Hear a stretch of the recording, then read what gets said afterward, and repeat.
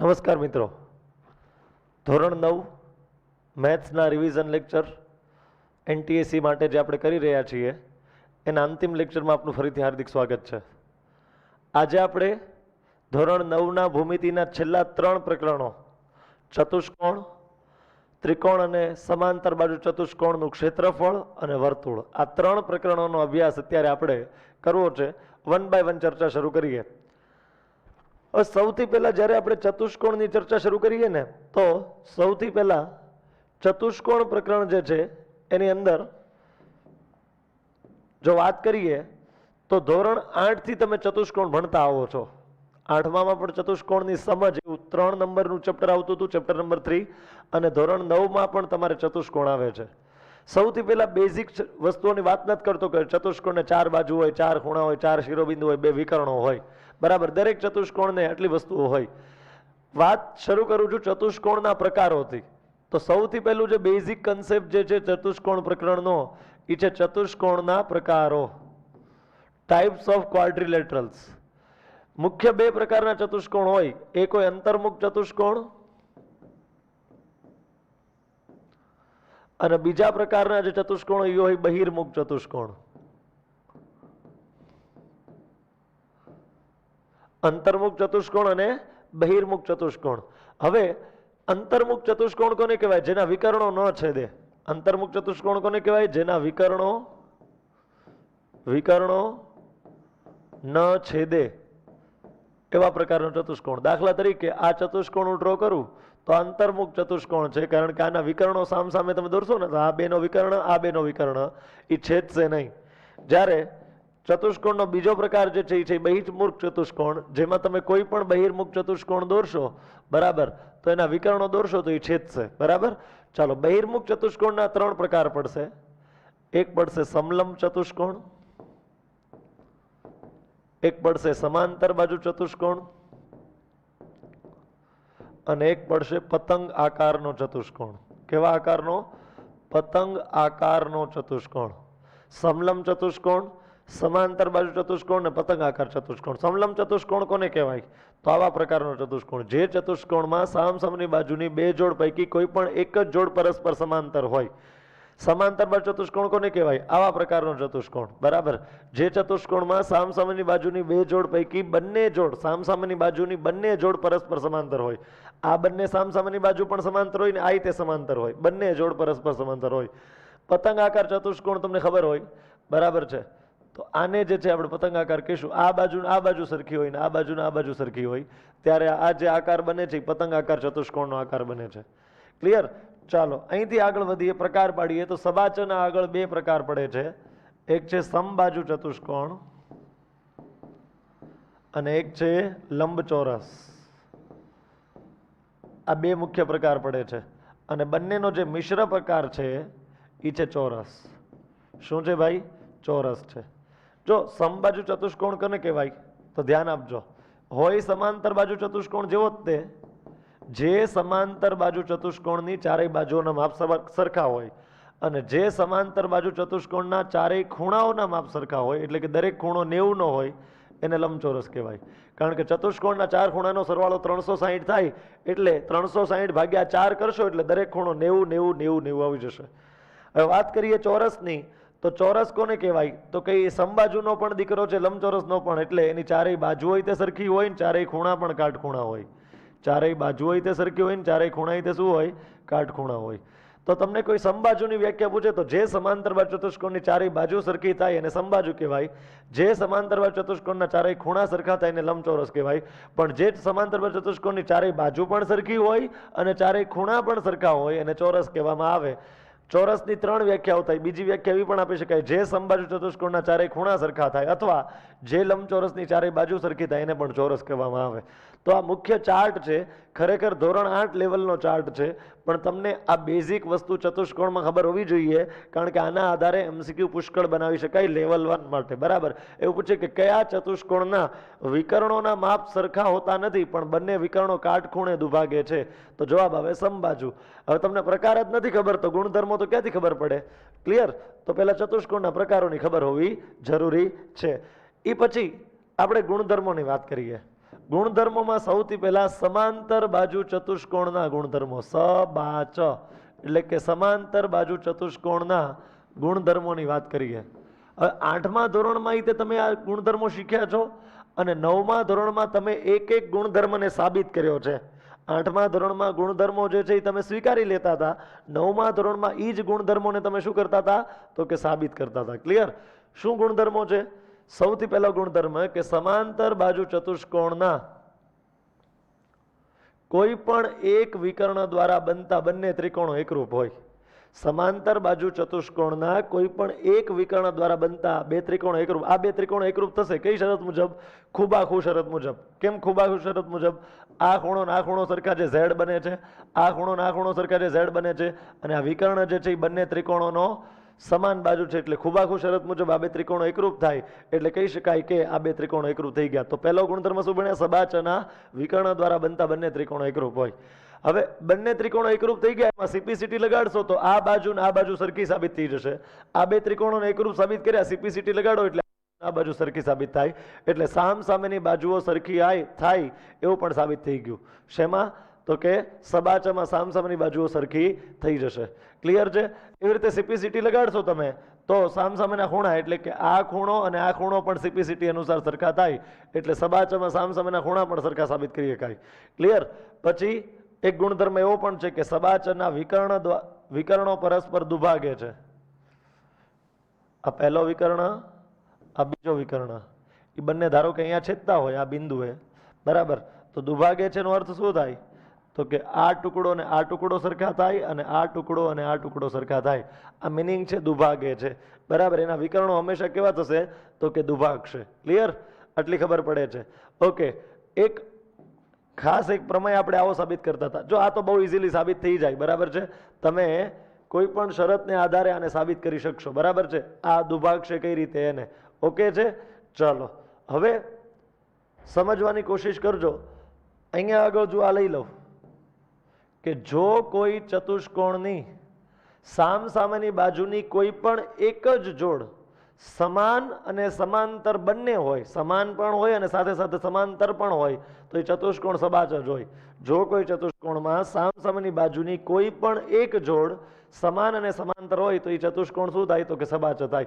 તો આટલી વસ્તુઓ સબાચ અને રિલેટેડ તમારે યાદ રાખવાની થાય. પછી વાત આવે સમબાજુ ચતુષ્કોણની. કોની વાત આવે? સમબાજુ ચતુષ્કોણની. સમબાજુ. ઓકે, સમબાજુ ચતુષ્કોણ, એના ગુણધર્મોની વાત કરીએ તો સમબાજુ ચતુષ્કોણી પ્રકાર કોનો છે? દીકરો કોનો છે? તો કે સબાચ. સમાંતર બાજુ ચતુષ્કોણનો પ્રકાર છે અથવા તો એનો દીકરો છે. આપણે મસ્ત રમૂજમાં દીકરો કહીએ એને, બરાબર. તો એના બધા પિતાના બધા ગુણધર્મોનું પાલન પુત્ર કરશે, એટલે અહીંયા આગળ સબાચના દરેક ગુણધર્મોનું પાલન તો આ કરશે જ તે. પણ સાથે સાથે એણે પોતાના કંઈક નવા ગુણધર્મો પણ વિકસાવ્યા છે. સબાચના તો બધા ગુણધર્મોનું પાલન કરશે જ તે, એના પોતાના ગુણધર્મો શું છે એની ખાસ વાત કરીએ આપણે. તો કે ધારો કે આ સમબાજુ ચતુષ્કોણ હોય, આ કેવો ચતુષ્કોણ હોય? તો કે સમબાજુ, જે સમાંતર બાજુ ચતુષ્કોણની ચારેય બાજુના માપ સમાન હોય એને કહેવામાં આવે સમબાજુ ચતુષ્કોણ. તો આ સમબાજુ ચતુષ્કોણ હોય તો ગુણધર્મ એના પપ્પાનો એટલે કે સબાચનો એવો ગુણધર્મ હતો કે એના વિકર્ણો પરસ્પર ખાલી દુભાગે. શું ગુણધર્મ હતો? કે એના વિકર્ણો ખાલી દુભાગે. પણ આના વિકર્ણો દુભાગશે ખરા, પણ કેવી રીતે દુભાગશે? તો કે કાટખૂણે દુભાગશે. કેવી રીતે દુભાગશે? કાટખૂણે. સબાચમાં એવો ગુણધર્મ હતો કે સબાચના વિકર્ણો ખાલી દુભાગે, સમાંતર બાજુ ચતુષ્કોણના વિકર્ણો માત્ર અને માત્ર દુભાગે.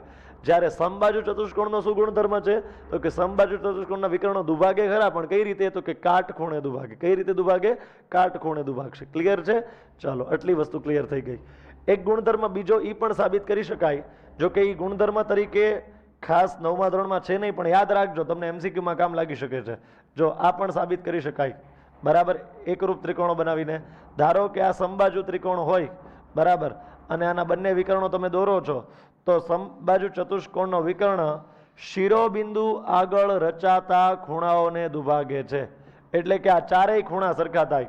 પહેલો ખૂણો, બીજો ખૂણો, ત્રીજો ખૂણો અને આ ચોથો ખૂણો, આ ચારેય ખૂણા સરખા થાય જો આ ચતુષ્કોણ સમબાજુ હોય ને તો, બરાબર. એવી રીતે તમે જો અહીંયાથી આ દોરી નાખો તો આ ચાર ખૂણા પણ સરખા થાય. એક આ ખૂણો, એક આ ખૂણો, એક આ ખૂણો અને એક આ ખૂણો, આ ચાર ખૂણા પણ સરખા થાય. આને આપણે સાબિત કરેલું છે એક દાખલા તરીકે 9મા ધોરણમાં, એક ઉદાહરણ તરીકે સાબિત કરેલું છે. અત્યારે એમસીક્યુની ટેસ્ટ છે એનટીએસસીની, એટલે તમારે આને સાબિત કરવાનું મહત્વ નથી, પણ આનો દાખલામાં ઉપયોગ કરવાનો. તમને એમસીક્યુમાં કીધું હોય કે સમબાજુ ચતુષ્કોણનો આ ખૂણો 60 છે, તો આ ખૂણો કેટલો હશે, તો તમને ખબર પડવી જોઈએ કે આના પરથી આ કઈ રીતે શોધશું. ક્લિયર? આ ગુણધર્મનો ઉપયોગ એમાં થઈ શકે એમસીક્યુમાં. ક્લિયર છે? ચાલો, તો આ સમબાજુ ચતુષ્કોણના બે એક્સ્ટ્રા ગુણધર્મો. સબાચના તો બધા ગુણધર્મોનું પાલન કરે જ તે, સાથે સાથે એના બે પોતાના નવા ગુણધર્મો છે. કયા? તો કે સબાચના વિકર્ણો ખાલી દુભાગે છે, જ્યારે સમબાજુ ચતુષ્કોણના વિકર્ણો કાટ ખૂણે દુભાગે છે. કઈ રીતે દુભાગે છે? કાટ ખૂણે. 90 નો ખૂણો બને ને એ રીતે. ઓકે. પછી સમબાજુ ચતુષ્કોણના વિકર્ણો શિરોબિંદુ આગળ રચાતા ખૂણાને દુભાગે છે. જે શિરોબિંદુ આગળ જે ખૂણા રચાય ને અહીંયાથી આમ, એને દુભાગે છે. ક્લિયર? ચલો, અહીંથી આગળ વધીએ. હવે એની પછીનો જુઓ તો એક આવશે લંબચોરસ. એની પછી કોની વાત આવશે ભાઈ? લંબચોરસની વાત આવશે. બરાબર. એનો મુખ્ય ગુણધર્મ શું છે? જો કે ઈ પણ દીકરો કોનો છે? તો કે સબાચનો, સમાંતર બાજુ ચતુષ્કોણનો પ્રકાર છે. એટલે સબાચના બધા ગુણધર્મોનું પાલન તો એ કરશે જ તે. સબાચમાં જેટલા ગુણધર્મો એ બધાનું પાલન તો એ કરશે જ તે. સાથે સાથે એનો નવો ગુણધર્મ એવો છે કે એના જો બંને વિકર્ણો દોરો ને, આ પહેલો વિકર્ણ અને આ બીજો વિકર્ણ, તો વિકર્ણો સમાન લંબાઈના હોય. તો તમને કોઈ પૂછે કે કયા ચતુષ્કોણના વિકર્ણો સમાન લંબાઈના હોય, તો જવાબ આવે લંબચોરસ. શું આવશે? લંબચોરસ. સમબાજુમાં નહીં હોય, સમબાજુમાં બાજુ સરખી હોય, ચારે ચાર. સમબાજુમાં બાજુ સરખી હોય પણ વિકર્ણો સરખા ન હોય. બરાબર. જ્યારે વિકર્ણો સરખા શેમાં હોય? તો કે લંબચોરસમાં હોય. હવે વાત આવે ચોરસના ગુણધર્મો. તો ચોરસને બધાના ગુણધર્મો લાગુ પડે. સબાચના પણ ગુણધર્મો બધા લાગુ પડે, સમબાજુના પણ બધા ગુણધર્મો લાગુ પડે, અને ચોરસના લંબચોરસના પણ બધા. ટૂંકમાં જેટલા ગુણધર્મોનો અભ્યાસ તમે આખા ચતુષ્કોણ ચેપ્ટરમાં કરો છો ને, દરેક પ્રકારના ચતુષ્કોણના ગુણધર્મો એ ચોરસને તો લાગુ પડશે જ તે. ક્લિયર? બરાબર છે? બધાનો પેટા પ્રકાર છે એટલે. ક્લિયર છે? તો ગુણધર્મોની વાત અહીંયા પૂરી થઈ આપણી. બરાબર. તો ચતુષ્કોણ પ્રકરણની વાત જે છે એ ચતુષ્કોણના પ્રકારો અને એના ગુણધર્મો સાબિતી સહિત જો આવડતા હોય તો ચતુષ્કોણની વાત અહીંયા પૂરી થાય. ચતુષ્કોણ ચેપ્ટરમાં એક બીજો પ્રમેય હતો, મધ્ય બિંદુ પ્રમેય. શું નામ હતું એનું? મધ્ય બિંદુ પ્રમેય. મધ્ય બિંદુ પ્રમેય પણ એક ચતુષ્કોણ ચેપ્ટરમાં આપણે અભ્યાસ કર્યો હતો. એની પણ એકવાર વાત કરી દઉં, કારણ કે આના પરથી એમસીક્યુ આવવાની ઘણી સ્ટ્રોંગ પોસિબિલિટી છે. બરાબર છે? જો એમસીક્યુ પૂછવો હોય તો આવા જે કોર્નર પોઈન્ટ હોય ને વિદ્યાર્થીને ભૂલાઈ ગયા હોય 9મા ધોરણના, જો ધ્યાન આપજો. મધ્ય બિંદુ પ્રમેય શું કહે છે? જો કોઈ ત્રિકોણ હોય, ભલે ચેપ્ટરનું નામ ચતુષ્કોણ છે પણ વાત ત્રિકોણની જ છે અહીંયા. બરાબર. જો કોઈ ત્રિકોણ હોય એની કોઈ પણ બે બાજુઓના મધ્ય બિંદુઓ લેવામાં આવે. ત્રિકોણની કોઈ પણ બે બાજુઓના બિંદુ, મધ્ય બિંદુ છે એટલે આ અને આ બે સરખા હશે. બરાબર. અને આ પણ બે સરખા હશે. This is equals to this, કારણ કે આ મધ્ય બિંદુ છે, ને this is equals to this, કારણ કે મધ્ય બિંદુ છે. અહીંયા મધ્ય બિંદુને એમ નામ આપી દઉં અને અહીંયા એન નામ આપી દઉં. અહીંયા નામ શું આપું છું? એમ મધ્ય બિંદુને, અને અહીંયા એન. તો સાધ્ય એવું સાબિત કરવાનું થાય આમાં કે mn જે છે એ સમાંતર હશે કોને? BC ને. તથા mn નું માપ જે છે એ અડધું થશે કોના કરતા? તો કે BC કરતા. બરાબર. mn અને BC એકબીજાને સમાંતર પણ હશે. જ્યારે આવી પરિસ્થિતિ બનતી હોય, કેવી પરિસ્થિતિ? ત્રિકોણની કોઈ પણ બે બાજુઓના મધ્ય બિંદુઓને જોડતો રેખાખંડ ત્રીજી બાજુને સમાંતર હોય તથા ત્રીજી બાજુ કરતા અડધો હોય. આ બે સિવાયની ત્રીજી બાજુ એટલે BC. BC ને સમાંતર પણ હોય mn અને BC કરતા અડધો હોય mn. ક્લિયર? તો આ જે છે ને મધ્ય બિંદુ પ્રમેય થઈ જશે. ક્લિયર? એનો પ્રતિપ્રમેય એવો છે કે ત્રિકોણની કોઈ પણ એક બાજુના મધ્ય બિંદુમાંથી પસાર થતી રેખા જો બીજી બાજુને સમાંતર હોય તો એ ત્રીજી બાજુને હંમેશા દુભાગે. ત્રિકોણની કોઈ પણ એક બાજુના મધ્ય બિંદુમાંથી પસાર થતી રેખા જો બીજી બાજુને સમાંતર હોય તો ત્રીજી બાજુને દુભાગે. બરાબર.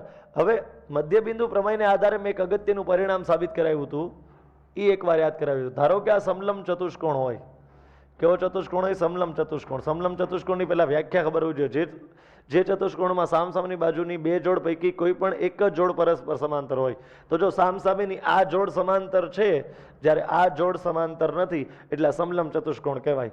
સમલંબ ચતુષ્કોણની કોઈ પણ બે બાજુના એટલે કે જે સમાંતર નથી એવી બે બાજુઓના મધ્ય બિંદુ લઉં છું. તો ધારો કે નામ આપી દઉં ABCD. ધારો કે નામ આપી દઉં છું ABCD. તો અહીંયા આગળ AB નું મધ્ય બિંદુ M કહી દઉં અને BC નું મધ્ય બિંદુ N કહી દઉં. બરાબર. આ અને આ બે સરખા થાય અને આ બે સરખા થાય. અહીંથી જોડો એટલે mn થઈ જશે. શું થઈ જશે? તો કે mn. તો અહીંયા આગળ mn જે છે ને એનું માપ હંમેશા અડધું હોય. કોના કરતા? તો કે AB વત્તા CD કરતા. કોના કરતા? AB વત્તા CD કરતા. બરાબર છે? એ અડધું થશે. ક્લિયર છે? ચલો ધ્યાન આપજો, સરખી રીતે ધ્યાન આપજો. આ mn જે છે ને વચ્ચેની બાજુ એનું માપ અડધું થાય આ બેના સરવાળા કરતા. AB અને DC ના સરવાળા કરતા હંમેશા mn નું માપ જે છે એ અડધું અહીંયા થશે. ક્લિયર છે? ચાલો, તો આમાં કઈ ડાઉટ નહીં હોય. બરાબર છે? જો આની સાબિતી તમારે કરવી હોય તો ખાલી એકવાર યાદ દેવડાવી દઉં. તમે આને જોડી દો. બરાબર, આને જોડી દો પહેલા. કોને? A અને C ને. હવે ત્રિકોણ ADC માં મધ્યબિંદુ પ્રમેયનો પ્રતિપ્રમેય લગાડશો એટલે આ બે સમાન થઈ જશે. બરાબર, એટલે આ મધ્યબિંદુ થઈ જશે. એટલે આનું માપ જે છે એ DC કરતા અડધું સાબિત થશે. એવી રીતે અહીંયા મધ્યબિંદુ પ્રમેય લગાડશો તો કે આનું માપ જે છે AB કરતા અડધું થશે. બેયનો સરવાળો કરો તો AB પ્લસ DC કરતા અડધું થઈ જશે. ધોરણ 9 માં આપણે સાબિતી જોઈ છે, પણ અત્યારે MCQ ના પોઈન્ટ ઓફ વ્યૂથી ડાયરેક્ટ સૂત્ર યાદ રાખો. બરાબર, પ્રશ્ન પૂછાય તો આપણને ગણતા આવડવું જોઈએ. ચતુષ્કોણ પ્રકરણની વાત અહીંયા આગળ પૂરી થાય. પ્રકરણ કયું પૂરું થયું? ચતુષ્કોણ પ્રકરણ પૂરું થયું. ક્લિયર? હવે આપણે જે વાત કરીએ છીએ એ વાત જે છે એ હવે કરવી છે આપણે કોની? તો કે પ્રકરણ નંબર 9, સમાંતર બાજુ ચતુષ્કોણ અને ત્રિકોણ સંબંધિત ક્ષેત્રફળ. એમાં સૌથી પહેલા તમને વેધની વ્યાખ્યા આવડવી જોઈએ. તો કે ત્રિકોણના શિરોબિંદુથી તેની સામેની બાજુ પરનો લંબ રેખાખંડ. મેં વ્યાખ્યા ખોટી કીધી. ખોટી વ્યાખ્યા શું છે? ત્રિકોણના શિરોબિંદુથી તેની સામેની બાજુ પરનો લંબ રેખાખંડ નહીં, ત્રિકોણના શિરોબિંદુથી તેની સામેની બાજુને સમાવતી રેખા પરનો લંબ રેખાખંડ. બરાબર છે? જો સમાવતી રેખા શબ્દ ન વાપરવામાં આવે તો ગુરુકોણ ત્રિકોણના વેધ દોરી શકાય નહીં. ગુરુકોણ ત્રિકોણમાં બે વેધ એવા છે એ દોરવા માટે તમે સામેની બાજુ પર નહીં દોરી શકો, એને સમાવતી રેખા પર તમારે દોરવા પડશે. તો પહેલા તો વેધની વ્યાખ્યા ક્લિયર હોવી જોઈએ. પછી ત્રિકોણનું ક્ષેત્રફળ શું થાય? તો કે 1/2 ગુણ્યા પાયો ગુણ્યા વેધ. બરાબર છે? આ સૂત્ર જે છે ત્રિકોણના ક્ષેત્રફળનું છે. સાથે સાથે ત્રિકોણનું ક્ષેત્રફળ બીજી રીતે પણ શોધી શકાય. કઈ રીતે? તો કે જો તમને ત્રિકોણની ત્રણેય બાજુના માપ આપ્યા હોય તો હેરોનના સૂત્ર પરથી અર્ધ પરિમિતિ S બરાબર A + B + C/2 અને ત્રિકોણ ABC નું ક્ષેત્રફળ √S S - A S - B S - C પરથી પણ શોધી શકાય છે. ત્રિકોણના ક્ષેત્રફળની વાત થઈ ગઈ. હવે સબાચરનું ક્ષેત્રફળ. જો ત્રિકોણનું ક્ષેત્રફળ 1/2 ગુણ્યા પાયો ગુણ્યા વેધ હોય તો સબાચરનું ક્ષેત્રફળ ખાલી પાયો ગુણ્યા વેધ આવે. એમાં 1/2 ન આવે સબાચરના ક્ષેત્રફળમાં. ક્લિયર? વર્તુળનું ક્ષેત્રફળ તો તમે જાણો છો. બરાબર? πr². એમાં તમારે કઈ વાત નથી કરવાની. પછી આવે છે સમબાજુ ચતુષ્કોણનું ક્ષેત્રફળ અને સમલંબ ચતુષ્કોણનું ક્ષેત્રફળ. સમબાજુ ચતુષ્કોણનું ક્ષેત્રફળનું સૂત્ર છે 1/2 ગુણ્યા તેના બંને વિકર્ણોના માપનો ગુણાકાર. કોનું? સમબાજુ ચતુષ્કોણની વાત કરું છું. સમબાજુ ચતુષ્કોણ 1/2 ગુણ્યા વિકર્ણોનો ગુણાકાર. 1/2 ગુણ્યા તેના બંને વિકર્ણોનો ગુણાકાર. આ કોનું ક્ષેત્રફળ છે? સમબાજુ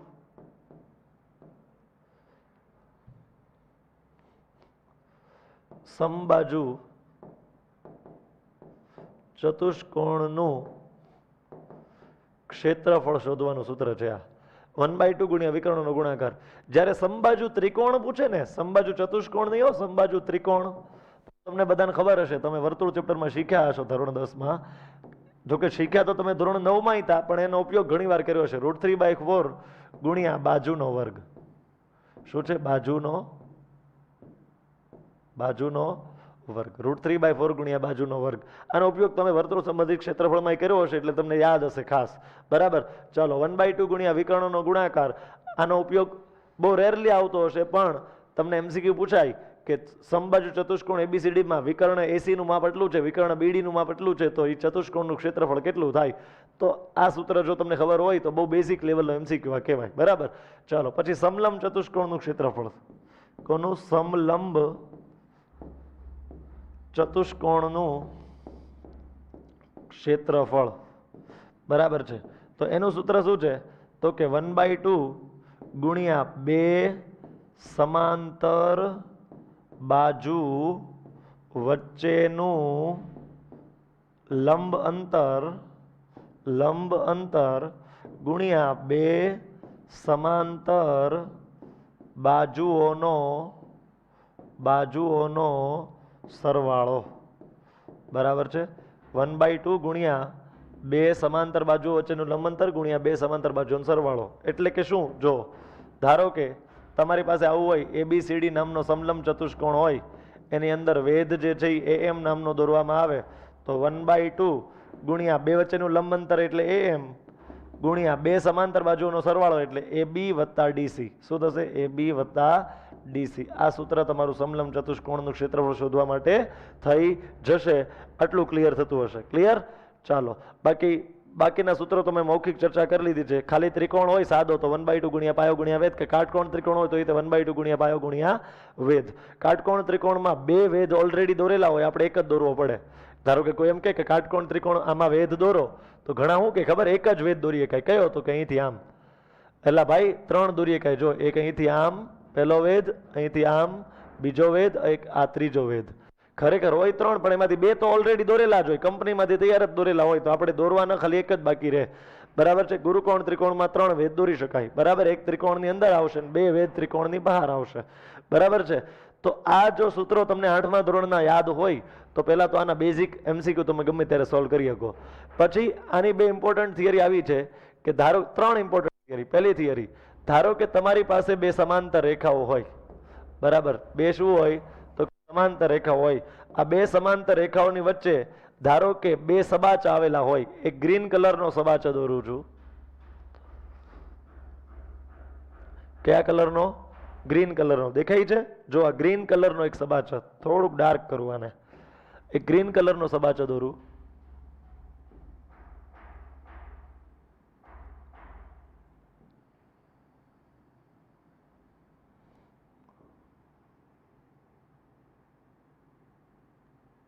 ઓકે, અને બીજો એક અલગ કલરનો, હાલો આ જ ઓરેન્જ કલર જ લઈ લઈએ. તો બીજો એક સબાચ આવી રીતે દોરું છું. જોજો, અહીંથી આમ, અહીંથી આમ અને અહીંથી આમ. ચાલો, અહીંયા આગળ તમને 2 સબાચા દેખાય છે. એક ઓરેન્જ કલરનો અને એક ગ્રીન કલરનો. આ 2 સબાચા દેખાય છે. બંનેનો પાયો સમાન છે અને બંને સબાચા 2 સમાંતર રેખાઓની વચ્ચે આવેલા છે. તો નિયમ એવો છે કે જો 2 સબાચા એવા હોય કે બેયનો પાયો સમાન હોય અને 2 સમાંતર રેખાઓની વચ્ચે હોય તો બંનેના ક્ષેત્રફળ સરખા થાય. ધેટ મીન્સ ગ્રીન કલરના સબાચાનું ક્ષેત્રફળ અને ઓરેન્જ કલરના સબાચાનું ક્ષેત્રફળ સરખું થશે, જસ્ટ બીકોઝ બંનેનો પાયો સમાન છે. જો આ પાયો બેયનો સમાન છે. ગ્રીન કલર વાળાનો પાયો ઈ જ છે અને ઓરેન્જ કલર વાળાનો ઈ પાયો ઈ જ છે. બરાબર છે? આની સાબિતી જોવી હોય તો પહેલા આ 2 ત્રિકોણોને એકરૂપ સાબિત કરવા પડે. બહુ ઇઝીલી થઈ જાય. ખુબાખુથી કે ખુખુબાથી બંનેથી થઈ શકે. બરાબર? તો તમે આને સાબિત કરી શકશો. કઈ શરત પ્રમાણે? ધારો કે હું વિચાર કરું, પહેલા F બનાવીશ. બરાબર છે? પછી ખુખુબાથી થઈ જશે. બરાબર છે? કોનાથી થશે? ખુખુબાથી. આને ઇઝીલી તમે એકરૂપ સાબિત કરીને આ બેના ક્ષેત્રફળ સમાન, બંને બાજુ આનું ક્ષેત્રફળ ઉમેરી દો તો બહુ ઇઝીલી સાબિત કરી શકાય. તમે ધોરણ 9માં કરેલું પણ છે, પણ અત્યારે સાબિતીની ચર્ચા હું એટલે નથી કરતો કે એની અગત્યતા જરી કઈ નથી અત્યારે. એટલે હવે બીજો નિયમ એવો છે કે ધારો કે આ જ પરિસ્થિતિ 2 ત્રિકોણમાં બનતી હોય ને તોય આ નિયમ સાચો છે. એટલે કે જો આ એક સૌથી પહેલા જે છે એ 2 સમાંતર રેખાઓ દોરી. આ બેયની વચ્ચે એક ત્રિકોણ બનાવું છું. આ એક ત્રિકોણ બનાવ્યો બેયની વચ્ચે. બરાબર? હજી એક ત્રિકોણ બનાવું છું. આ બેની વચ્ચે જ તે, હો, જોજો. તો એક ત્રિકોણ અહીંથી આમ,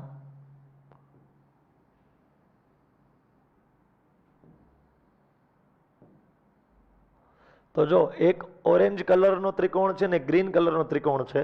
અહીંયા 2 ત્રિકોણો બતાવી છે. બંનેનો પાયો સમાન છે. આ બંનેનો કોમન પાયો છે. 2 સમાંતર રેખાઓની વચ્ચે છે એટલે બંનેના ક્ષેત્રફળ સરખા થવાના છે. આ ઓબ્વિયસ વસ્તુ છે. ત્રીજો નિયમ એવો હતો આપણો ધોરણ 9માં આ પ્રકરણમાં, છેલ્લો નિયમ. બરાબર?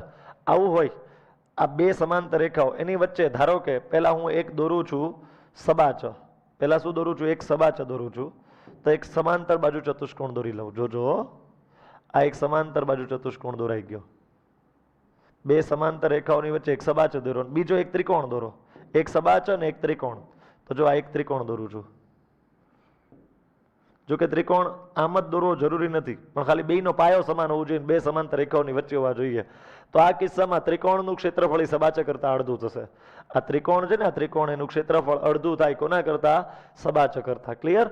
તો 3 નિયમો છે કે જો સમાન પાયા પર ને 2 સમાંતર રેખા વચ્ચે 2 સબાચા હોય તો બંનેના ક્ષેત્રફળ સરખા હોય. જો 2 ત્રિકોણ એવા હોય કે જે બેયનો પાયો સમાન હોય ને 2 સમાંતર રેખાઓની વચ્ચે હોય તો પણ બંને ત્રિકોણોના ક્ષેત્રફળ સરખા હોય. જો એક ત્રિકોણ અને એક સબાચા હોય જે બંનેના પાયા સમાન હોય ને 2 સમાંતર રેખાઓની વચ્ચે હોય તો ત્રિકોણનું ક્ષેત્રફળ હંમેશા સબાચા કરતાં અડધું થાય છે. આ નિયમ યાદ રહેવો જોઈએ. પછી આના આધારે છે ને એક અગત્યનું પરિણામ આપણે સાબિત કરીએ દર વખતે. જો આવું અગત્યનું પરિણામ આવું છે, ધ્યાન આપજો, જેમાં મધ્યબિંદુ પ્રમેયનો ઉપયોગ પણ થશે. જો કે તમે આને સમરૂપ ત્રિકોણો પરથી પણ સાબિત કરી શકો છો ધોરણ 10 માં. બરાબર, આ જ પરિણામને ધોરણ 10 માં સાબિત કરશો તમે સમરૂપ ત્રિકોણો પરથી. પણ અત્યારે હું ખાલી પરિણામ કહી દઉં છું, એના આધારે પ્રશ્ન પૂછાય તો. બરાબર, આપણે 9મા ધોરણમાં ભણ્યા જ છીએ આને. જો આનું મધ્યબિંદુ અહીંયા લઈ લઉં છું, આનું મધ્ય અને આનું મધ્યબિંદુ અહીંયા લઈ લઉં છું. બરાબર છે, તો અહીં આવી રીતે છે ને દઈએ ને. ક્લિયર? ચાલો, ત્રિકોણનું નામ શું છે? ABC. ABC. અને આનું નામ છે ધારો કે XYZ. ધારો કે XYZ આપી દઉં આને. ક્લિયર? ચાલો, તો હવે થાય છે કેવું કે આ મધ્યબિંદુ છે, આ જે છે એ મધ્યબિંદુ છે, એટલે આ અને આ બે સરખા હોય તો જ આ મધ્યબિંદુ હોય, આ અને આ સરખા હોય તો જ આ મધ્યબિંદુ હોય, ને આ અને આ સરખા હોય તો જ આ મધ્યબિંદુ હોય. હવે મેં શું કર્યું? ત્રિકોણના ત્રણેય બાજુઓના મધ્યબિંદુને જોડીને અહીંયા વચ્ચે ત્રિકોણ બનાવ્યો. તો નિયમ એવો છે કે વચ્ચે જે ગ્રીન કલરનો ત્રિકોણ છે એની પરિમિતિ પૂછાઈને તો મૂળ ત્રિકોણ કરતા અડધી પરિમિતિ થશે. મધ્યબિંદુ પ્રમેય પરથી ઓબ્વિયસ છે, આનું માપ કરતા આનું માપ અડધું છે, આના માપ કરતા આનું માપ અડધું છે, અને આના કરતા આનું માપ અડધું છે. પરિમિતિ એટલે નથિંગ, આ બધાનો સરવાળો બાજુઓનો. તો આ ત્રણેય બાજુઓ કરતા આ ત્રણેય બાજુઓ અડધી છે, એટલે પરિમિતિ ઓબ્વિયસલી અડધી થવાની છે. પણ ક્ષેત્રફળ પૂછાય તો મૂળ ત્રિકોણ કરતા આનું ક્ષેત્રફળ ચોથા ભાગનું થશે, કારણ કે 4 સરખા ભાગ પડે છે. 1, આ 2, આ 3 અને આ 4. 4 સરખા ભાગમાં વિભાજિત થાય છે, એટલે આનું ક્ષેત્રફળ પૂછાય ને તો ચોથા ભાગનું થાય મૂળ ત્રિકોણ કરતા. પણ જો પરિમિતિ પૂછાય તમને, બરાબર છે, શું પૂછાય? પરિમિતિ પૂછાય તો અડધી થાય. ગ્રીન કલરના ત્રિકોણની પરિમિતિ મૂળ ત્રિકોણ કરતા અડધી થાય, ક્ષેત્રફળ પૂછે તો ચોથા ભાગનું થાય. બરાબર, આ વસ્તુ યાદ રાખજો. તમને એમ પૂછે કે આ આવી આકૃતિમાં ચતુષ્કોણ XZYB કયો આકાર બને? તો એ સબાચા બને, સમાંતર બાજુ ચતુષ્કોણ બને. બરાબર, જો તમને એવું પૂછાય કે XZCB કયો આકાર બને? તો સમલંબ ચતુષ્કોણ આકાર બનશે. ક્લિયર? ચાલો, તો આમાં જે છે કોઈ પ્રશ્ન હોવો જોઈએ નહીં. આના આધારે પણ MCQ પૂછી શકાતા હોય છે. ક્લિયર? તો અહીંયા પ્રકરણ નંબર 9 ની વાત આપણે પૂરી કરી કે જેમાં સમાંતર બાજુ ચતુષ્કોણ અને ત્રિકોણના સંબંધિત ક્ષેત્રફળના દાખલાઓ પૂછી શકાય. બરાબર, થિયરી યાદ કરાવી દીધી. છેલ્લું પ્રકરણ આવે છે વર્તુળ. કોણ આવે છે? વર્તુળ આવે છે. તો ક્યાં થઈ ગયું વર્તુળ? બરાબર, સમતલીય આકૃતિ છે. સમતલમાં કોઈ નિશ્ચિત બિંદુથી સમાન અંતરે આવેલા તમામ બિંદુઓના ગણને વર્તુળ કહેવામાં આવે. જે રેખાખંડનું એક અંત્ય બિંદુ વર્તુળનું કેન્દ્ર હોય ને બીજું અંત્ય બિંદુ ત્રિકોણનું શિરોબિંદુ વર્તુળ પરનું બિંદુ હોય. ફરીથી બોલું છું, જે રેખાખંડનું એક અંત્ય બિંદુ વર્તુળનું કેન્દ્ર હોય ને બીજું અંત્ય બિંદુ વર્તુળ પરનું બિંદુ હોય તેને ત્રિજ્યા કહેવાય.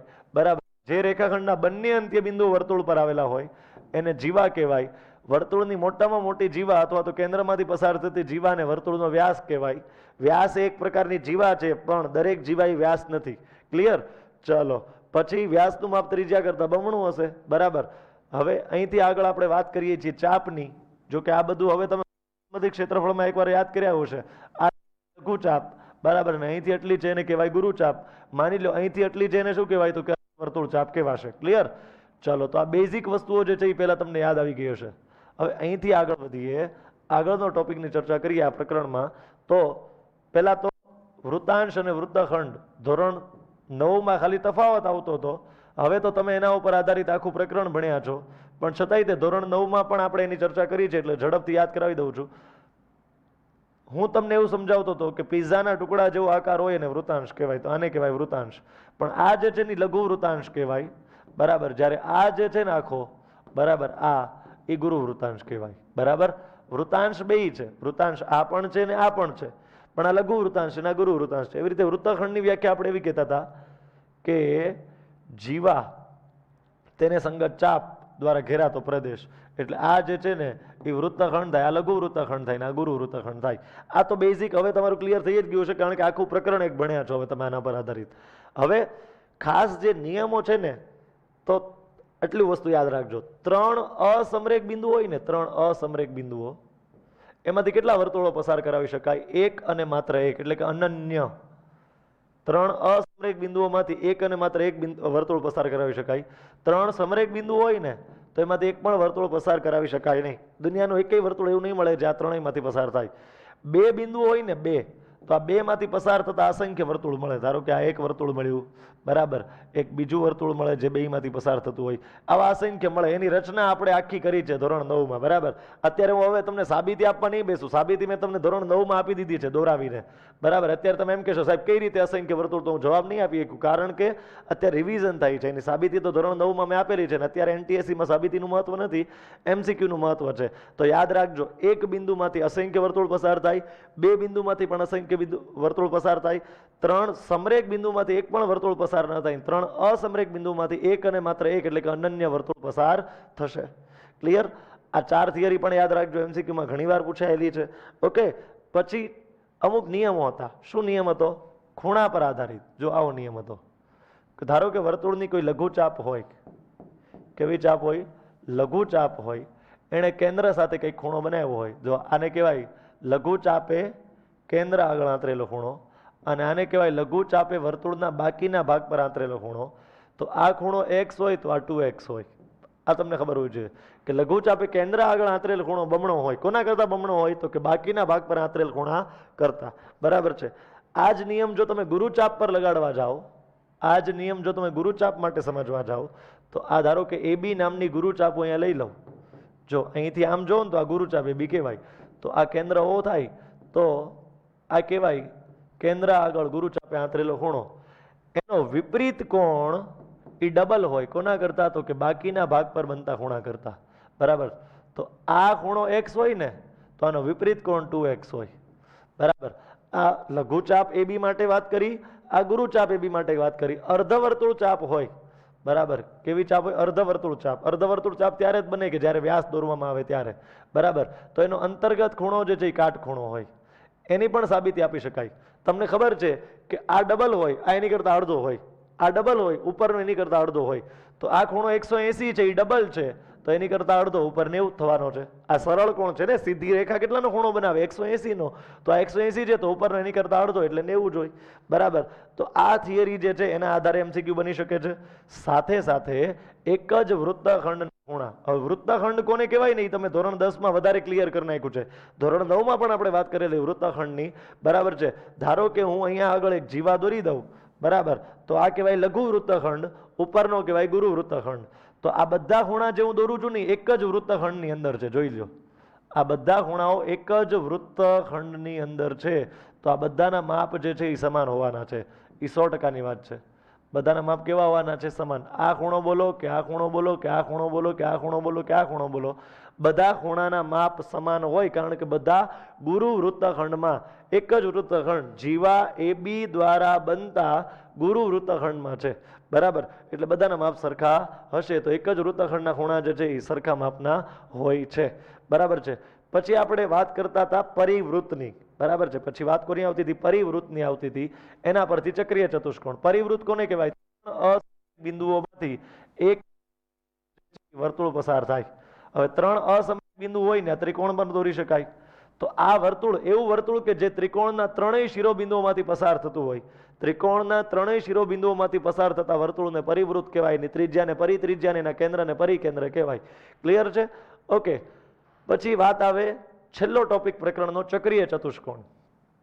ચક્રીય ચતુષ્કોણ કોને કહેવાય? તો કે જે ચતુષ્કોણના 4 શિરોબિંદુઓ એક જ વર્તુળ પર આવેલા હોય એવા ચતુષ્કોણ ચક્રીય ચતુષ્કોણ કહેવાય. એનો ગુણધર્મ એવો છે કે સામસામેના ખૂણા પૂરક હોય.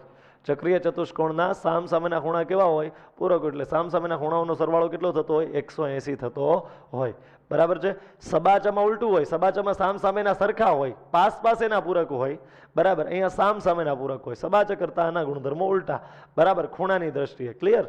ચલો, તો અહીંયા સુધી છે ને આપણે આ આખા લેક્ચરમાં માત્ર ને માત્ર ચતુષ્કોણ પ્રકરણની થિયરીની ચર્ચા પૂરી કરી. કેની ચર્ચા પૂરી કરી? થિયરીની ચર્ચા પૂરી કરી. હવે અહીંથી આગળ ઝડપથી એમસીક્યુ ઉપર આપણે આગળ વધવું છે. જો કેવા પ્રકારના એમસીક્યુ આ 3 પ્રકરણોમાંથી પૂછાઈ શકશે એની વાત ઝડપથી પૂરી કરીએ આપણે. જો સમાંતર બાજુ ચતુષ્કોણમાં બી અને સી ખૂણાનો તફાવત 40 હોય તો એ ખૂણો શોધો. હવે જો બી અને સી નો તફાવત કેટલો છે? બી માઇનસ સી, ઈ છે 40, અને બી અને સી નો સરવાળો કેટલો થશે? તો કે 180. એવું કોણે કીધું 180 સરવાળો થશે બેયનો? કારણ કે બંને જે છે ઈ પાસેના ખૂણા છે, બી અને સી, એટલે ઈ પૂરક હોય. સબાચના પાસેના ખૂણાની 4 જોડમાંથી કોઈ પણ એક જોડ લઈ લો, ઈ પૂરક હોય જ તે. તો બી અને સી નો સરવાળો 180. હવે લોપની રીતે આને ઉકેલતા તમને આવડતું હોય, બરાબર છે? લોપની રીતે ઉકેલતા જે છે એ તમને આવડતું હોય, તમે શું કરશો? તો કે સી ઉડાડી દેશો તો બી પ્લસ બી એટલે 2b વધશે. અહીંયા આગળ થશે 220, બરાબર છે? 180 વત્તા 40 કેટલા થશે? 220 થઈ જશે. તો બી બરાબર તમારા થઈ જશે 110, બરાબર છે? તો સી જે છે એ 70 થઈ જશે. કેટલો થઈ જશે? 70 થઈ જશે. આ બેનો સરવાળો 180 છે, બેનો તફાવત જે છે એ 40 હોવો જોઈએ. બી માઇનસ સી 40, બી પ્લસ સી 180, 2b બરાબર 220, બી બરાબર 110, બરાબર છે? બેનો સરવાળો થઈ જાય છે. બેની બાદબાકી કેટલી થશે? યસ, 40 થઈ જશે. બાદબાકી પણ 40 થઈ જશે. ઓકે, તો આ જવાબ સાચા છે. બી બરાબર 110 અને સી બરાબર 70. હવે એ પૂછ્યો છે એ અને સી બંને સમાન થાય, કારણ કે સામસામેના ખૂણા થાય. એ અને સી કેવા ખૂણા થાય? સામસામેના ખૂણા થાય. તો સી 70 હોય તો એ પણ કેટલો થાય? 70 જ થાય. સબાચના સામસામેના ખૂણા સરખા હોય એટલે. ક્લિયર? ચાલો, સમાંતર બાજુ ચતુષ્કોણ એબીસીડીમાં માપખૂણો એ જેમ માપખૂણો બી બરાબર 2/3 તો ખૂણો ડી શોધો. હવે જો એ અને બી નું પ્રમાણ 2/3 છે તો એકને 2x ધારો ને બીજાને 3x ધારો. બંને પાસેના ખૂણા છે એટલે એનો સરવાળો 180 થતો હોય, બરાબર? એટલે 5x બરાબર 180, 18 તમે 5 વડે ભાગશો તો કેટલા આવશે? 36 5 180 આવશે ને? યસ, 36. તો x બરાબર 36 આવશે. 36 અહીંયા મૂકો તો 36 દુ 72 અને 36 તેરી 108, બરાબર છે? એટલે એ ખૂણો 72 નો થશે અને બી ખૂણો જે છે 108 થશે. બી અને ડી સરખા હોય કારણ કે સામસામેના ખૂણો હોય. જો બી 108 હોય તો ડી પણ કેટલો હોય? 108 થશે. ક્લિયર? ચલો, સમાંતર બાજુ ચતુષ્કોણમાં બી ખૂણો 40 હોય તો એ ખૂણો કેટલો? બે પાસેના ખૂણા હોય એટલે પૂરક હોય. 40 નો પૂરક 140, સરવાળો 180 થવો જોઈએ ને? પૂરક કોને કહેવાય? સરવાળો 180 થવો જોઈએ બેયનો. ક્લિયર? નેક્સ્ટ, ચતુષ્કોણના ત્રણેય ખૂણાઓના માપ સરખા હોય. જો ચોથો ખૂણો 135 હોય તો બાકીના 3 ખૂણા, જો ચતુષ્કોણના 3 ખૂણાના માપ સરખા છે, બાકીનો જે ચોથો ખૂણો છે 135 છે. 4 ખૂણાનો સરવાળો કેટલો થાય? 360 થાય. એમાંથી એક ખૂણો 135 નો બાદ કરી નાખો એટલે વધે કેટલા? 225 વધશે. કેટલા વધશે? 225. 225 ના સરખા 3 ભાગ પાડો એટલે જવાબ આવે 75 75 75. કેટલો આવે? 75 75 75. ક્લિયર? નેક્સ્ટ ક્વેશ્ચન, જો કોઈ ચતુષ્કોણના વિકર્ણો એકરૂપ ના હોય પણ કાટખૂણે દુભાગે તો ઈ છે સમબાજુ, બરાબર છે? લંબચોરસમાં વિકર્ણો એકરૂપ હોય પણ કાટખૂણે ન દુભાગે. અહીંયા વિકર્ણો એકરૂપ પણ હોય અને કાટખૂણે દુભાગે પણ, અને અહીંયા વિકર્ણો એકરૂપ ન હોય પણ કાટખૂણે દુભાગે. ક્લિયર? બધાની વિશેષતાઓ તમને ખબર હોવી જોઈએ ચતુષ્કોણના પ્રકારોની. ચતુષ્કોણના પ્રકારો 9મા 10મા ધોરણ માટે તો ઇમ્પોર્ટન્ટ છે જ, તે સાથે સાથે ભવિષ્યમાં પણ એના ઉપયોગો આવી શકે છે. ખાસ યાદ રાખજો, બરાબર? ચલો, શું કીધું? જો કોઈ ચતુષ્કોણના વિકર્ણો એકરૂપ હોય અને કાટખૂણે દુભાગે, એકરૂપ પણ હોય વિકર્ણો અને કાટખૂણે દુભાગે પણ તો એ ચોરસ હોય, બરાબર? એના વિકર્ણો સરખાઈ હોય અને કાટખૂણે દુભાગે પણ. ક્લિયર? ઓકે, એબીસીડી સમબાજુ છે. જો એસી અને બીડીના મધ્ય બિંદુઓ એમ બિંદુએ છેદે તો એ એમ બી. હવે જો સમબાજુ હોય, સમબાજુ, બરાબર, બધી બાજુઓ સરખી હોય અને વિકર્ણો એમ બિંદુએ છેદતા હોય તો અહીંયા ખૂણો કેટલાનો રચાય? કાટખૂણો રચાય. એ એમ બી ખૂણો કેટલાનો રચાશે? કાટખૂણો. કારણ કે નિયમ છે એના વિકર્ણો કાટખૂણે દુભાગે. કઈ રીતે દુભાગે? કાટખૂણે દુભાગે. ક્લિયર? ખાલી જગ્યા ચતુષ્કોણમાં સામસામેના ખૂણા સમાન હોતા નથી. સમલંબ ચતુષ્કોણમાં સામસામેના ખૂણા સમાન ન હોય, બાકી બધામાં હોય, બરાબર? નીચેના પૈકી કયો સબાચનો ગુણધર્મ છે? બધી બાજુઓ સમાન? નહીં. બધા ખૂણા સમાન? એવું ન હોય. વિકર્ણ તેના અંત્યબિંદુ આગળ બનતા ખૂણાને દુભાગે? નહીં, એવું પણ નથી. વિકર્ણ એકબીજાને દુભાગે? હા, એ સાચું છે. તો 9માં જવાબ આવશે ડી. કયો જવાબ આવશે? ડી જે છે એનો કરેક્ટ આન્સર થઈ જશે. ક્લિયર? ચાલો, હવે મધ્યબિંદુ પ્રમેય પર આધારિત પ્રશ્નો આવે છે. ત્રિકોણ એબીસી સમબાજુ છે. એસી નું માપ 8 હોય તો એબી નું મધ્યબિંદુ એમ અને બીસી નું મધ્યબિંદુ એન છે, તો એમએન બરાબર કેટલા? જો આવું છે. સમબાજુ ત્રિકોણ એબીસી છે, ત્રણેય બાજુઓના માપ સરખા છે, બરાબર. ઓકે, આનું મધ્યબિંદુ એમ છે, આનું મધ્યબિંદુ એન છે, એબી નું મધ્યબિંદુ એમ અને એસી નું મધ્યબિંદુ એન. જો કે બધું સરખું જ છે ને, કા? ઓકે. એસી બરાબર 8 હોય તો બીસી બરાબર પણ 8 જ થાય. એબી નું મધ્યબિંદુ એમ કીધું છે અને બીસી નું મધ્યબિંદુ એન કીધું છે.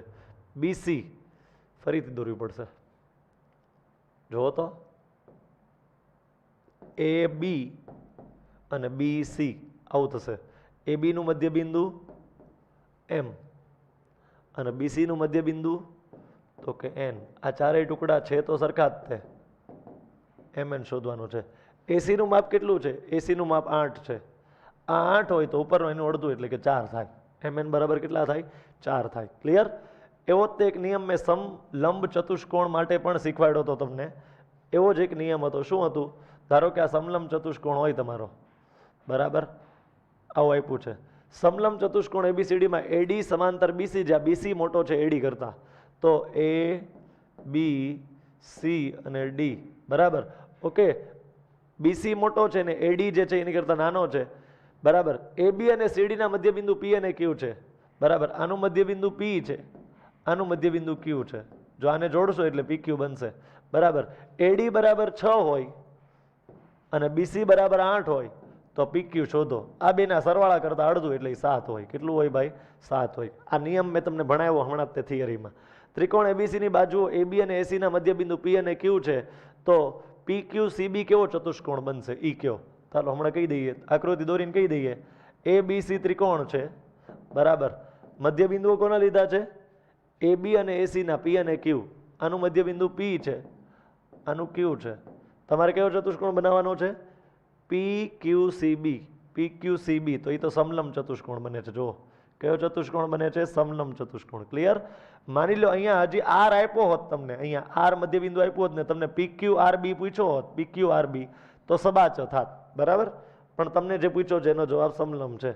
ઓકે, ચાલો. એ બી નું મધ્યબિંદુ ઈ અને એસી નું મધ્યબિંદુ એફ છે, તો ઈ એફ બરાબર 5, તો બીસી એનો ડબલ હોય, 10 હોય, બરાબર. આ તમે જાતે જોઈ લેજો, આમાં કંઈ છે નહીં, બરાબર. ચાલો હવે 14મા પ્રશ્નથી છે ને નવો પ્રકરણ શરૂ થાય છે, પછીનું પ્રકરણ શરૂ થાય છે. જો 14મા પ્રશ્નથી, ત્રિકોણ એબીસીમાં એડી અને બીઈ એ વેધ છે. જો એડી બરાબર 8 અને બીસી બરાબર 15, બીઈ બરાબર 10, તો એસી બરાબર કેટલા? જો ત્રિકોણ એબીસી છે,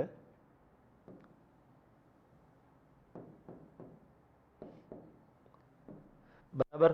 એમાં એક એડી વેધ છે અને બીજો બીઈ વેધ છે, બરાબર. ઓકે, તો તમારે શોધવાનું છે એસી નું માપ, બરાબર. હવે જો આવા પ્રકારનું હોય ને, બે ત્રિકોણની અંદર બે પાયા હોય ને બે વેધ હોય એક જ ત્રિકોણની અંદર, તો આ પાયો ગુણ્યા આ વેધ બરાબર આ પાયો ગુણ્યા એનો વેધ. પાયો ગુણ્યા વેધ બરાબર પાયો ગુણ્યા વેધ, એનો શોર્ટકટ છે. હવે તમે કઈ રીતે તો સાબિતી કરીએ કે એરિયા ઓફ એબીસી બરાબર હાફ ગુણ્યા, ધારો કે પાયો બીસી લ્યો તો વેધ કયો લેવો પડે? એડી લેવો પડે. ફરીથી એરિયા ઓફ એબીસી તો હાફ ઇન્ટુ, ધારો કે પાયો એસી લ્યો છો તો વેધ કયો લેવો પડે? બીઈ લેવો પડે. પરિણામ એક, બંને ડાબી બાજુ સરખી છે તો જમણી બાજુને સરખાવી શકાય, એટલે કે હાફ ઇન્ટુ બીસી ઇન્ટુ એડી બરાબર half into AC into BE. Half half બે બાજુ ઉડી જાય. બીસી ની કિંમત આપેલી છે, હા 15 આપેલી છે. એડી ની કિંમત આપેલી છે. એસી ની કિંમત શોધવાની છે, બીઈ ની કિંમત આપેલી છે. ઇઝીલી સોલ્વ થાય. 3 વસ્તુ આપેલી ને ચોથી શોધવાની છે. હવે કઈ પ્રશ્ન થાય એવું નથી. ક્લિયર? ચલો, ત્રિકોણ પીક્યુઆરમાં ક્યુ ખૂણો 90 છે, પી 5 છે, પીક્યુ 5 છે, પીઆર 13 છે, તો પીક્યુઆર નું ક્ષેત્રફળ શોધો. જો આ પીક્યુઆર ત્રિકોણ, પીક્યુઆર માંથી બરાબર છે. પછી શું આપ્યું છે તમને? પીક્યુ બરાબર 5 અને આ 13. પાયથાગોરસ ઉપરથી આ 12 થાય. 5 12 13 ત્રિપુટી મોઢે હોય તો મોઢે આવડી જાય. ક્ષેત્રફળ 1/2 ગુણ્યા પાયો 12 ગુણ્યા વેધ 5, 12 પંચા 60 ના અડધા 30 સેન્ટીમીટર સ્ક્વેર જવાબ આવશે. કેટલો? 30 સેન્ટીમીટર સ્ક્વેર. ઓકે. ત્રિકોણ એબીસી ની બાજુઓ એબી, બીસી અને એસી ના મધ્યબિંદુ ડીઈએફ છે. તો ડીઈએફ ના ક્ષેત્રફળ વિશે શું સાચું નથી? તો જો તો ડીઈએફ ચોથા ભાગનો થાય એબીસી કરતા, એ તો સાચું છે. આ ડીઈએફ જે છે ને, આ ડીઈએફ એ ચોથા ભાગનો થાય એબીસી કરતા, એ તો સાચું છે. ડીઈએફ એડીએફ જેટલો થાય, ડીઈએફ અને એડીએફ બે સરખા થાય, યસ સાચું છે. આઈ તે એબીસી કરતા ચોથા ભાગનો થાય, આઈ તે એબીસી કરતા ચોથા ભાગનો, આઈ તે ને આઈ તે બધા ચતુષ્કોણ ચારે ચાર 1 2 3 અને 4, આ ચારે ચાર ચતુષ્કોણ એબીસી કરતા ચોથા ભાગના થાય અને એ ચારે ચાર અંદરો અંદર સરખા થાય. ડીઈએફ બરાબર 1/3 ડીઈસી 1/3 ડીઈસીએફ. ડીઈસીએફ ક્યાં છે? ડીઈસીએફ ડીઈસીએફ એટલે આ સબાચર છે, એના કરતા 1/3 નો થાય, હાફ થાય. અહીંયા ખરેખર 1/2 હોવું જોઈએ, ડીઈસીએફ કરતા હાફ થાય, એટલે આ ખોટું છે, એટલે આ સાચું વિધાન થઈ ગયું. આમ વિધાન ખોટું છે તો વિકલ્પ આ સાચો છે. ડીઈએફ બરાબર હાફ ડીબીઈએફ, ડીબીઈએફ કરતા હાફ ડી, આ સાચું છે. એટલે તમારું ખોટું વિધાન જે છે એ ઓપ્શન સી થશે. ઓપ્શન સી માં નીચે છેદમાં 3 ની જગ્યાએ કેટલા આવવા જોઈએ? 2 આવવા જોઈએ, તો એ વિધાન સાચું થશે. ક્લિયર? પછી આગળ વધીએ અહીંથી. પ્રશ્ન નંબર 17. પીક્યુઆર ની બાજુઓ પીક્યુ, ક્યુઆર અને પીઆર ના મધ્યબિંદુ એબીસી છે. જો પીક્યુઆર 48 હોય તો એબીસી કેટલો થાય? તો જો આ આખો પીક્યુઆર આપ્યો છે અને મધ્યબિંદુઓ એબીસી આપ્યા છે, એટલે આવો એબીસી બનશે. બરાબર. જો આખો પીક્યુઆર 48 હોય, આખો 48 હોય તો ભાગ્યા 4 કરો, 12 ચોક 48 એટલે 12 12 12 12, દરેકનું ક્ષેત્રફળ 12 12 થાય. તો એબીસી પણ 12 નો જ થશે. ક્લિયર? આમાં કઈ મોટી વાત છે નહીં, એ તો ઇઝીલી આવડશે. થિયરી ભણાવી છે એ જો તમે ભણ્યા હશો, જો આ જ લેવલના પ્રશ્નો હશે હો, તમારું જે એનટીએસસી લેવલ 1 છે ને બેટા, એમાં આ જ લેવલના પ્રશ્નો હશે. બરાબર. તમે જોશો ને ત્યારે તમને ખબર પડશે, આનાથી બહુ વધારે વિશેષ લેવલના નહીં હોય. બરાબર. તમે જે WRT આપો છો એ તો એમ કહેવાય કે થોડીક અઘરી છે. બરાબર. આને એનટીએસસી લેવલ 1 ની સાપેક્ષે એટલું બેઝિક લેવલનું, ખાલી બધી બેઝિક થિયરી કવર થવી જોઈએ.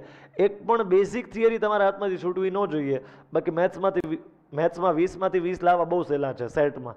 બરાબર છે. સેટમાં 20 માંથી 20 લાવવા ઘણા સહેલા છે એનટીએસસીમાં, પણ એના માટે તમારી ધોરણ 9 ની કે ધોરણ 10 ની કે ધોરણ 8 ની કોઈ પણ બેઝિક થિયરી તમને ભૂલાયેલી ન હોવી જોઈએ. બરાબર. બહુ બેઝિક લેવલના જ પ્રશ્નો પૂછે, ખાલી થિયરી હાવ મગજમાંથી નીકળી ગઈ છે એવું ન હોવું જોઈએ. ક્લિયર?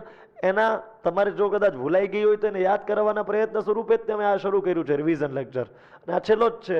આખું 9માનું મેથ રિવિઝન થઈ ગયું આપણે આટલા દિવસોમાં. બરાબર. ચલો શું કે છે આગળ? સમબાજુ ત્રિકોણમાં બાજુ 8 ની છે તો ત્રિકોણનું ક્ષેત્રફળ √3/4 ગુણ્યા 12 નો વર્ગ, આ સૂત્ર છે. તો √3/4 ગુણ્યા 64, 16 ચોક 64, 16 √3 આન્સર આવે. કેટલો આન્સર આવે? 16 √3.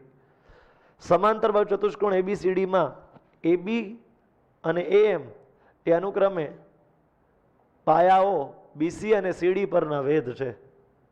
કોના પરના વેધ છે? બીસી અને સીડી પરના. એબી 8 છે, એએન 5 છે, એએન 2 વાર આવ્યું છે, એટલે આમાં કંઈક પ્રિન્ટિંગ મિસ્ટેક છે. અહીંયા એએન બરાબર 5 આપ્યું છે ને અહીંયા એએન બરાબર 7.5. ચલો ટૂંકમાં આનું હું તમને લોજિક કહી દઉં. પહેલો પાયો ગુણ્યા એનો વેધ બરાબર બીજો પાયો ગુણ્યા એનો વેધ.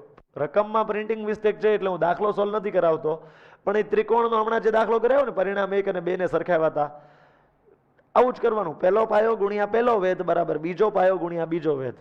ઇવન આ પ્રકારના પ્રશ્નો છે ને બહુ મોટી મોટી પરીક્ષાઓમાં તે પૂછવામાં આવતા હોય છે, કોમ્પિટિટિવ એક્ઝામોમાં. બરાબર. એક ત્રિકોણની અંદર 2 પાયા હોય ને 2 વેધ હોય, અથવા તો એક સબાચમાં 2 પાયા હોય ને 2 વેધ હોય. સબાચમાં ભૂલવાનું નહીં, સામસામેની બાજુ સરખી હોય, કદાચ આ બાજુ ન આપી હોય એની સામેની બાજુ આપી દીધી હોય તો એમ નહીં કહેવાનું રકમ ખોટી છે, પણ આ રકમ એટલે ખોટી છે. અહીંયા એન બરાબર 5 ને એન બરાબર 7.5 આપ્યા છે, એટલે કંઈક મિસ્ટેક છે. ચલો, સમબાજુ ચતુષ્કોણનો એક વિકર્ણ 20 છે, બીજો વિકર્ણ બીડી 21 છે, તો ક્ષેત્રફળ કેટલું થાય? તો 1/2 ગુણ્યા પહેલો વિકર્ણ ગુણ્યા બીજો વિકર્ણ, આના અડધા 10 થઈ જાય. 21 દાણ 210 જવાબ આવે. કેટલો જવાબ આવે ભાઈ? 210. તો એબીસીડી બરાબર 210 જવાબ આવશે. ઓકે. સમાંતર બાજુ ચતુષ્કોણ એબીસીડી નું ક્ષેત્રફળ 48 સેમી સ્ક્વેર હોય તો એબીસી નું ક્ષેત્રફળ કેટલું? હવે જો આ થઈ ગયો તમારો સમાંતર બાજુ ચતુષ્કોણ એબીસીડી. બરાબર. એના વિકર્ણ દ્વારા બનતા બંને ત્રિકોણ એકરૂપ હોય એટલે બેયના ક્ષેત્રફળ સરખા હોય, 48 ના બે સરખા ભાગ 24 થાય. સબાચના વિકર્ણ દ્વારા બનતા બંને ત્રિકોણ એકરૂપ હોય, 48 ના બે સરખા ભાગ એટલે 24. ક્લિયર? ચાલો, તો અહીંયા તમારું આ 9મું પ્રકરણ પણ પૂરું થયું. હવે વર્તુળની વાત કરીએ. બરાબર, આ ખૂણો 35 હોય તો આ કેટલો થાય? એનો ડબલ એટલે કે 70. ખબર છે ને? થિયરી ભણાવી, એક થિયરી યાદ કરાવી ત્રણેય પ્રકરણોની. બરાબર, આપણે બધી થિયરીનું રિવિઝન કર્યું. બરાબર, ચાલો હવે આ 70 તો આ ખૂણો 70 થાય એ ખબર પડે.